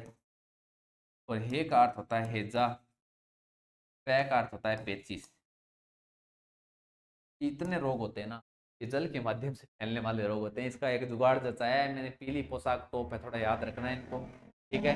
इसे ये याद हो जाएंगे, और माध्यम याद रखने की आवश्यकता नहीं है, ठीक है। तो पीली पोशाक टोप है, ये जल के माध्यम या दूषित जल के माध्यम से होने वाले रोग इतने ही, ठीक है। के बाद में आगे देखते हैं। के बाद में ट्रकोमा। ट्रकोमा, ये एक बार ये पूछ लिया गया तो कि ट्रकोमा रोग किस अंग से संबंधित है? आंख से संबंधित है ये ट्रकोमा रोग। में ट्रकोमा, ट्रकोमा वायरस होता है, और इसके जो लक्षण होते हैं, वो आंखों में सोजन आना, प्रभावित अंग होता है, प्रभावित अंग होता है वो भी आंखें होती हैं। और माध्यम, किस माध्यम से फैलता है? ये वायु के माध्यम से फैलता है ये इसमें इंपॉर्टेंट है। बस ट्रकोमा रोग की संबंधित है, यही क्वेश्चन पूछा जाता है। इसके बाद में आगे वाला रोग पढ़ेंगे, हड्डी तोड़ बुखार। हड्डी तोड़ बुखार ये भी इंपॉर्टेंट है, इसमें रोग वाहक होता है, मच्छर के द्वारा फैलने वाला रोग होता है ये। पैर दर्द करने लग गए भी, वह 10 बजे से लेकर 4 बजे तक रहते हैं, वहाँ हम बच्चों को पढ़ाते हैं। के बाद में 5 बजे आकर रनिंग करके आते हैं, 5-7 किलोमीटर। फिर 8-9 बजे आकर यहाँ क्लास लेते हैं। फिर थके हारे जाकर सो जाते हैं खाना खा के, तो वही पर की पैरों में दर्द। वो कहते हैं ना, ना संघर्ष ना तकलीफ तो क्या खाक मजा है, जिन्हें बड़े बड़े तूफान थम जाते हैं जब आग लगी। चलो तो आगे वाला देखते हैं। आगे वाला होता है, आगे वाला पढ़ते हैं तो डेंगू। डेंगू जिसको हड्डी तोड़ बुखार कहते हैं, हड्डी तोड़ बुखार। ब्रेक ब्रेक बोन फीवर कहते हैं ना, हड्डी तोड़ बुखार कहते हैं।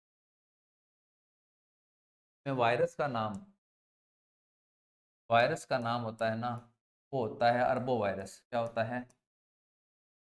अरबो वायरस। ये फ्लेवी वायरस,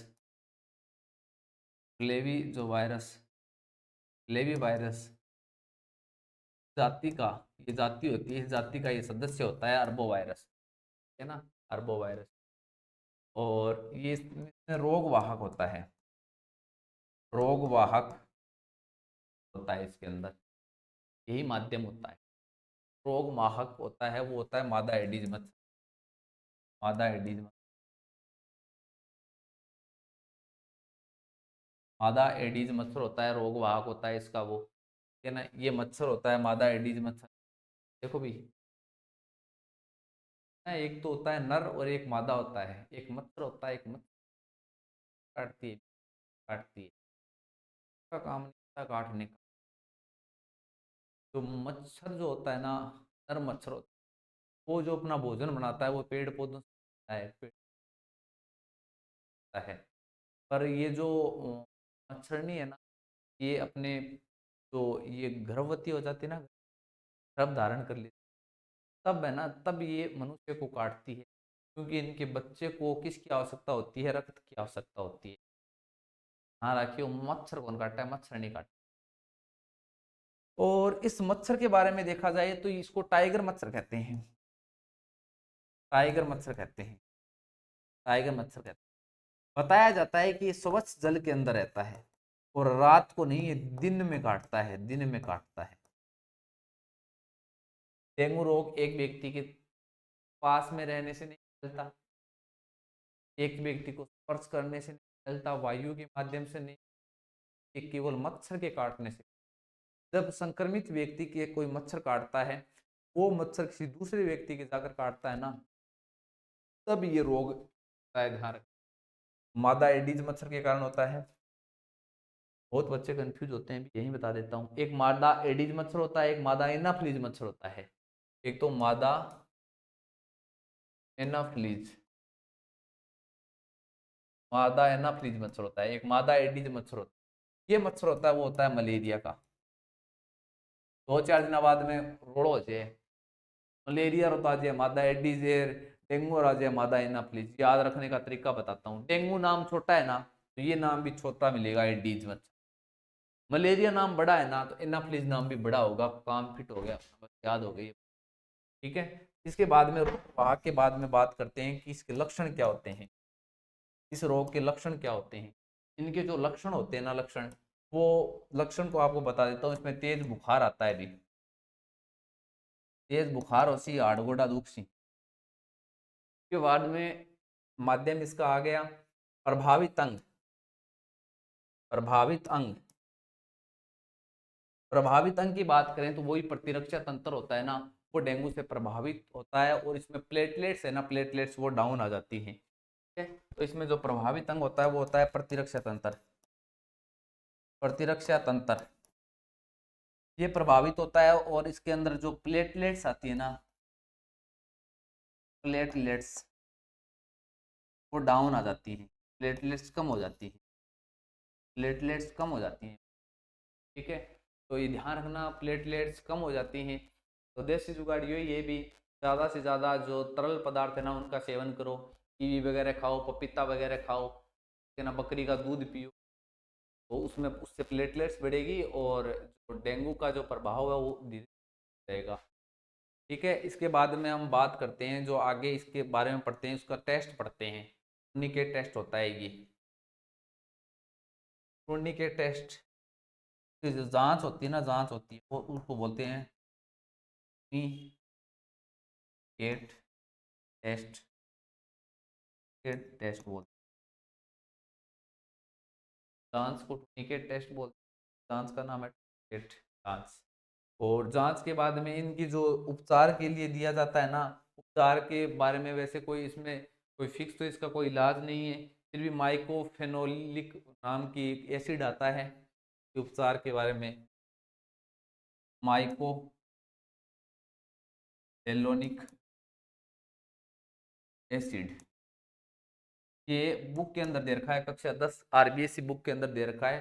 माइकोफेलोनिक एसिड को काम में लिया जाता है इनके उपचार के लिए। ठीक है। एक बार जो ये वायरस को क्या कर देती है, वो कम कर देती है, नियंत्रित करने की कोशिश। ठीक है। और इसके अलावा बात करते हैं तो एक रीवा विरिन भी आती है,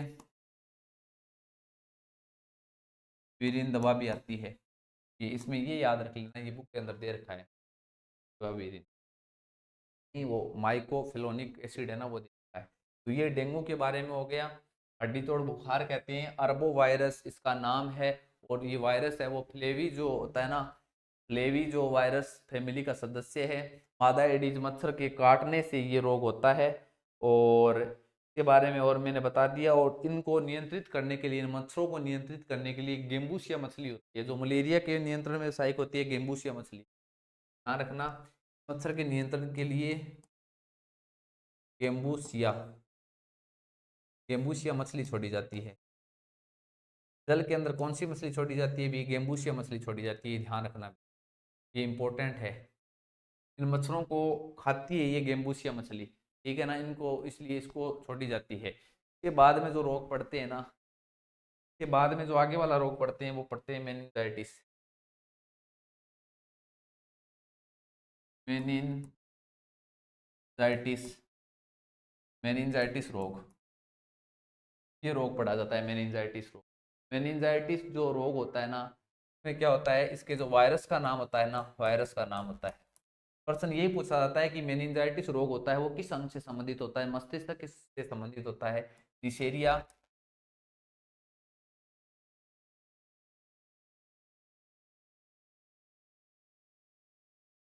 वायरस, निशेरिया मेनिंजाइटिस वायरस होता है। और इसमें जो प्रभावित अंग होता है ना, प्रभावित अंग वो होता है मस्तिष्क। और इसका जो लक्षण के बारे में बात करें तो मस्तिष्क में क्या आती है? तेज बुखार आती है, तेज बुखार आती है। बस मेनिंजाइटिस के बारे में इतना ही ध्यान रखना, कौन सा अंग प्रभावित होता है? वो मस्तिष्क प्रभावित होता है बस। और इसके बाद में पढ़ते हैं स्वाइन फ्लू, बर्ड फ्लू और निपाह वायरस के बारे में पढ़ेंगे। स्वाइन फ्लू, बर्ड फ्लू के बारे में पढ़ेंगे। स्वाइन फ्लू और बर्ड फ्लू के बारे में देखते हैं आगे वाला। दोनों रोग एक साथ पढ़ेंगे।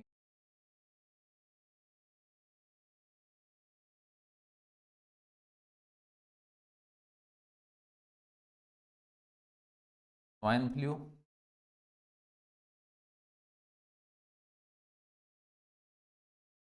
बर्ड फ्लू का वायरस इंपॉर्टेंट है, वायरस ध्यान रखना। इसका जो वायरस का नाम होता है ना वो होता है H1N1। इसका जो वायरस का नाम होता है वो H5N1। ठीक है, ये सामान्य जो रोग होता है ना, ये जो स्वाइन फ्लू होता है और जो बर्ड फ्लू होता है, बर्ड फ्लू होता है ये मुर्गों के अंदर होता है। और स्वाइन फ्लू होता है ना, स्वाइन फ्लू रोग होता है वो सूअरों के अंदर होता है। पर ध्यान रखना, ये रोग जो ये वायरस होते हैं ना, इससे बहुत फैमिली होती है। H2N1 भी होती है, H3N1 भी होती है। तो तो उनमें से जो H1N1 होता है ना, ये वायरस मानव को भी प्रभावित करता है। और H5N1, एक बार ये स्वाइन फ्लू फैला था भी, ये बात है 2000 लगभग 14 की बात है, 14 की बात है। उस टाइम में 12वीं में था, 11वीं में टाइम फैला था, स्वाइन फ्लू फैला था। तो इसका जो कारण देखते हैं, वो किस कारण से फैलता है भी? ये सुअरों के मांस खाने से फैलता है। ये संक्रमित जो सुअर होते हैं ना, उनके मांस खाने से ये फैलता है। ये मुर्गी का मांस खाने से फैलता है, ये मुर्गी का मांस खाने से फैलता है। ये संक्रमित होगी ना, उनका मांस खाने से रोग फैलेगा। और फिर एक व्यक्ति के अंदर ये हो जाएगा, फिर ये एक व्यक्ति से दूसरे व्यक्ति के अंदर जो फैलेगा ना, वो मैं बता देता हूँ किस कारण से फैलता है। पहले इसके लक्षण देख लेते हैं। वो वायु वायु के माध्यम से फैलेगा, स्पर्श के माध्यम से फैलेगा, ठीक है। तो इनका लक्षण देखते हैं। स्वाइन फ्लू और बर्ड फ्लू में इसमें तेज बुखार आती है भी, ठीक है ना, इसमें तो तेज बुखार आती है, इसमें भी वही आती है, तेज बुखार। ठीक है, लक्षण के बाद में देखते हैं प्रभावित अंग। प्रभावित अंग जो ये होता है वो श्वसन तंत्र होता है। श्वसन तंत्र इसमें होता है, कोई इसमें श्वसन तंत्र इसमें होता है, श्वसन तंत्र इसमें होता है। श्वसन तंत्र प्रभावित अंग के बाद में लक्षण आ गए, प्रभावित अंग आ गया। और माध्यम, ये किस माध्यम से फैलते हैं? वो माध्यम तो वैसे था, माध्यम माध्यम वो था कि सूअरों के मांस खाने से एक व्यक्ति के अंदर फैल गया। फिर हम बात करते हैं कि वो एक व्यक्ति से दूसरे व्यक्ति के, से तीसरे के अंदर फैलने की बात कर रहे हैं, माध्यम। तो यहाँ जो माध्यम होता है ये वायु और स्पर्श के माध्यम से, वायु और स्पर्श के माध्यम से फैलता है। ये वायु और स्पर्श के माध्यम से फैलता है। उस टाइम हमें दूर दूर बैठाया गया था भी, कक्षा के अंदर दूर दूर बिठाते थे और मास्क लगा के आना था, एक दूसरे को टच नहीं करना। तो ये उस टाइम हुआ था स्वाइन फ्लू और बर्ड फ्लू। ठीक है, उसके बाद में देखते हैं जिक्का वायरस और इबोला वायरस। ये भी कई बार हमने सुना है। इबोला वायरस में त्वचा वगैरह गलनी शुरू हो जाती है। ये चमगादड़ या पसीने वाले लार के माध्यम से फैलता है। तो ये थोड़ा सा देख लेते हैं। जिक्का रोग, इबोला, इबोला रोग। ये कई बार ऐसा पूछ लिया जाता है कि जिक्का निम्न में से जिक्का है, एक वायरस, ठीक है, एक जीवाणु, एक ये क्या है? तो ये ध्यान रखना, जिक्का वायरस, जिक्का, जिक्का वायरस, वायरस के माध्यम से फैलता है। ये इबोला वायरस, ये इबोला और जिक्का है ना, ये वायरस है, ध्यान रखना। ठीक है, और इनमें ये पूछ लिया जाता है कि इनमें इनके जो प्रभावित अंग होता है ना, प्रभावित अंग, प्रभावित अंग होता है, वो क्या होता है? इनमें मैं बता देता हूँ। जो जिक्का वायरस फैला था ना, वो उन महिलाओं में जो फैला था, उन महिलाओं के, उन्होंने जो बच्चे को जन्म दिया ना, उनके जो सिर का विकास बहुत बड़ा हो जाता है। तो जो शरीर का है ना, सिर का विकास बहुत बड़ा हो जाता है, सिर बहुत बड़ा हो जाता है और शरीर का विकास नहीं हो पाता। तो इसमें क्या होता है कि जो बच्चा है ना, बच्चा, उनका पूर्ण विकास नहीं हो पाता है। तो जो बच्चा जन्म लेता है ना, बच्चा जन्म लेता है, उसका पूर्ण विकास नहीं हो पाता है, पूर्ण विकास नहीं हो पाता है, विकास नहीं हो पाता है, ध्यान रखना। ठीक है, और प्रभावित अंग के बाद में यहाँ से अगर क्वेश्चन पूछा जाएगा तो ये किस माध्यम से फैलते हैं? माध्यम से, ये ध्यान रखना। ये एक तो जो एडीज मच्छर होता है ना, एडीज मच्छर, उनके काटने से भी फैलता है ये, यौन संबंध से भी फैलता है ये, ठीक है ना, और रक्तदान वगैरह से फैलता है, रक्तदान से फैलता है, ये ध्यान रखना। पर ये ध्यान रखना, ये एक मच्छर से काटने से होने वाला रोग है, जिक्का रोग। ये पूछा जा सकता है कि निम्न में से मच्छर के द्वारा या रोग वाहक का काम मच्छर किस रोग में नहीं? दो तीन उदाहरण दे दिया, डेंगू मिलेगा, मलेरिया मिलेगा, ये मिलेगा, खसरा दे देगा, और कोई? ध्यान रखना, ये मच्छर के माध्यम से भी होता है, ठीक है ना, रोग वाहक का काम करता है। ये जो इबोला वायरस होता है ना, इबोला वायरस में यही है कि क्या होता है कि ये पूरी त्वचा को प्रभावित करता है। प्रभावित हम की बात करते हैं, ये त्वचा को प्रभावित करता है, त्वचा गलने लग जाती है इसमें, त्वचा गलने लग जाती है। और ये जो रोग होता है, ये कैसे फैलता है भी? ये जो रोग फैलता है ना, ये सुअर वगैरह वगैरह के मांस खाने से भी फैलता है ये रोग। सुअर के मांस खाने से भी फैलता है ये, और पसीना और लार से भी फैलता है ये रोग, ध्यान। तो ये सामान्यतः जो सुअर वगैरह हैं वहां से भी फैलता है ये। और जो चमगादड़ होते हैं, उनके जो जूठे वगैरह फलों खाने से भी फैलता है। और मुख्य तौर पर इनको देखा जाए ना, तो ये सुअर और चमगादड़ों के माध्यम से भी फैलता है, उनके उन खाने से या उनके फलों को खाने से। ठीक है, और इनके अलावा जो मुख्य रूप से फैलता है ना, ये जो पसीने, लार के माध्यम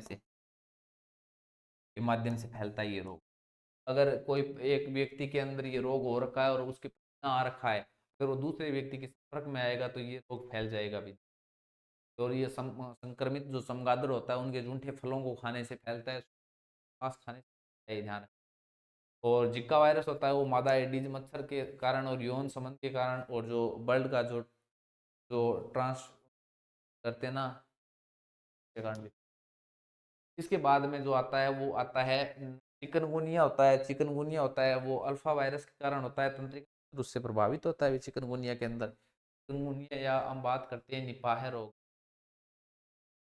चलो निपाह के बारे में देख लेते हैं। निपाह रोग होता है, एक होता है चिकनगुनिया।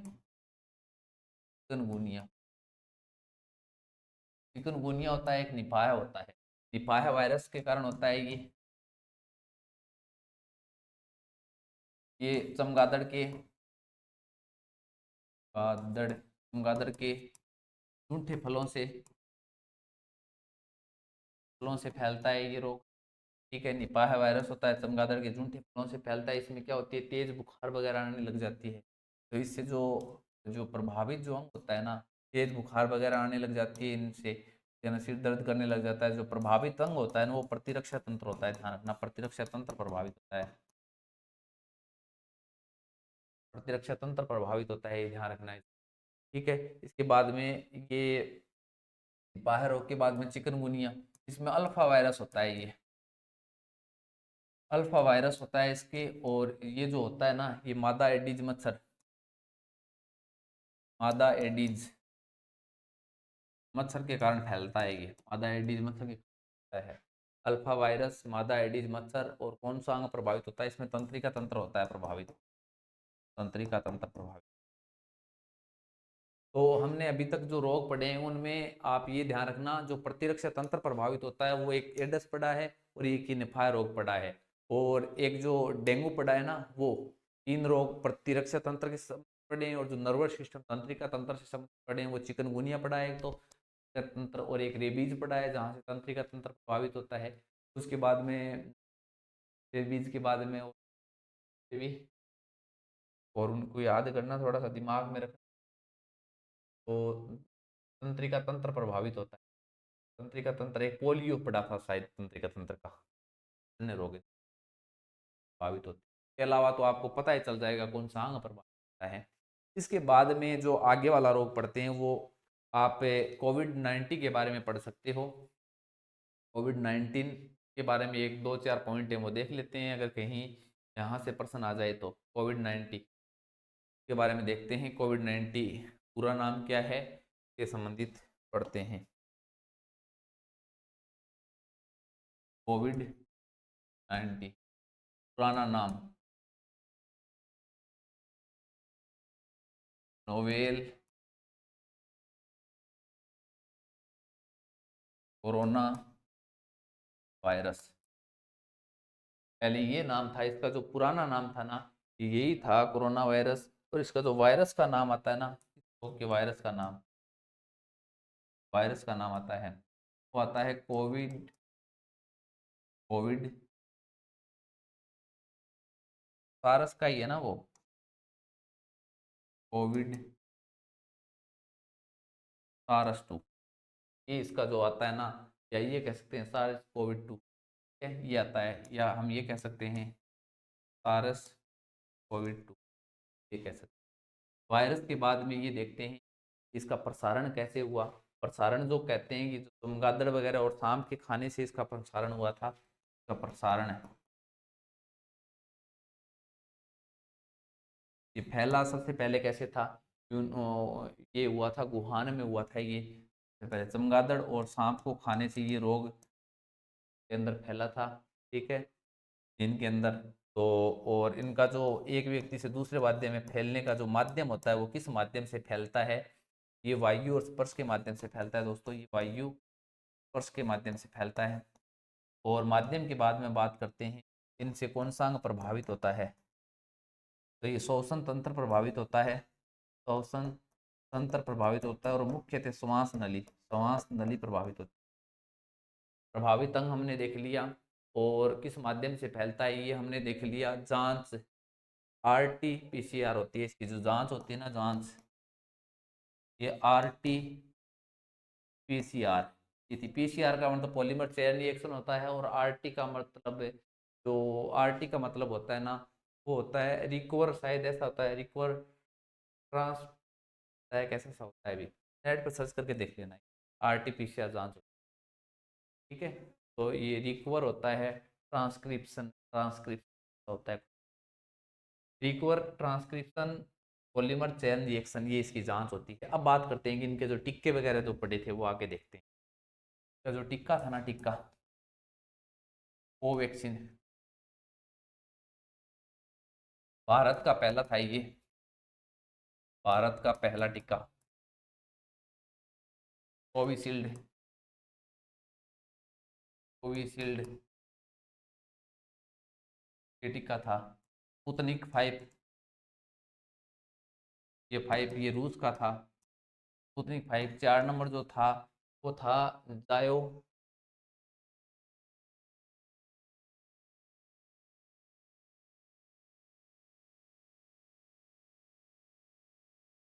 ऐसा सा था जायो कोविड। अब इसकी ये जो जायो को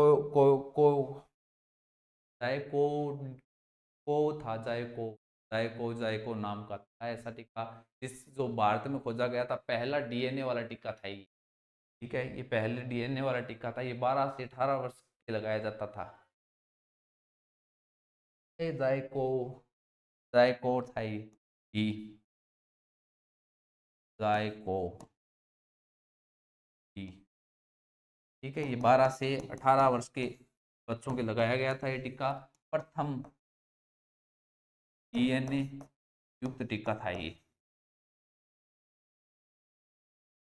और जो इसमें ऑक्सीजन का लेवल है वो डाउन आ जाता था, तो उसको जो मापने वाला यंत्र था वो प्लस ऑक्सीमीटर था। उनको मापने वाला यंत्र था वो प्लस ऑक्सीमीटर था, ये ध्यान रखना। ठीक है, तो इसके संबंधित ये बातें हैं, ये आ गई।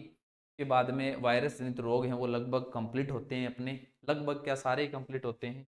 तो इसके बाद में जो डायग्राम वगैरह कुछ बच गए वो नए वाले थे, आपको आ देता हूँ अगर कोई डायग्राम। ये देख लिया था, मिजुलस का, हार्पिस का देख लिया था, पोलियो, ये जो कलसुआ का देख लिया था, ये पोलियो का है, देख लो भी ऐसा होता है पोलियो के अंदर। भारत 2014 के जो अंदर है ना वो पोलियो मुक्त हो गया था। ये पोलियो का डायग्राम है। और ये जो ये देखो पोलियो का, ये देखो। चलो एक रोग ये और है क्या, जापानी एनसेफेलाइटिस, या जापानी मस्तिष्क ज्वर बोलते हैं। जापानी मस्तिष्क ज्वर मतलब बुखार होती है, जापानी मस्तिष्क ज्वर बोलते हैं, फेलाइटिस बोलते हैं जापानी। का वायरस का नाम ये दे रखा है आपको भी, ये सेंट लुई एलसी फेलिट्स वायरस होता है, जेई वायरस बोलते हैं। ठीक है ना, जापानी, तो जापानी एनसेफेलाइटिस वायरस बोलते हैं इसको, जेई वायरस के नाम से भी जाना जाता है। ये जो फ्लेवी वायरस था ना, जो हमने अरबो वायरस पढ़ा था डेंगू के अंदर, वो भी एक फ्लेवी का सदस्य था। तो ये जो वायरस होता है इसकी जाति का भी नाम यही है वायरस। वाहक होता है ना वो होता है क्यूलेक्स मच्छर, क्यूलेक्स मच्छर होता है ना वो इसका वाहक होता है। हमने 3 मच्छर पढ़े हैं अब तक, मादा एडीज मच्छर और मादा एनाफ्लीज मच्छर, बस छोड़ सकते। मादा एडीज मच्छर और मादा एनाफ्लीज मच्छर और क्यूलेक्स मच्छर, 3 मच्छरों के बारे में पढ़ा है। क्यूलेक्स मच्छर होता है वो चावल के खेतों में ये पनपता है, ध्यान रखना। यह वायरस जंगली पशुओं के रक्त प्रणाली में परिवर्ध होता है, यानी कि जो वर्दी होती है ना वो जंगली पशुओं के अंदर होती है, और उन पशुओं को मच्छर काटते हैं, फिर वो मच्छर क्यूलेक्स मच्छर हमें आकर काटते हैं, तब ये अपने अंदर फैलता है। ये जापानी मस्तिष्क ज्वर होता है ये स्पर्श और चुम्बन के माध्यम से नहीं फैलता। ये इंपॉर्टेंट बातें हैं, के बाद में तो और कुछ के अंदर है भी नहीं। तो ये थोड़ा सा ध्यान रखना भी, ये वायरस जनित रोग है। ठीक है, सेंट लुई याद रख लेना, सेंट लुई या जेई वायरस के नाम से जाना जाता है, ये जापानी इंसेफेलाइटिस वायरस। तो इसी के साथ अपना ये जो वायरस जनित रोग ये हैं ये वो कंप्लीट होते हैं। वो कहते हैं, हे दरिया तेरा रत्ती भर एहसान नहीं मुझे, हे दरिया तेरा रत्ती भर एहसान नहीं मुझे, जब जब पिया है पहाड़ों को चीर के पिया है। जय हिंद दोस्तों।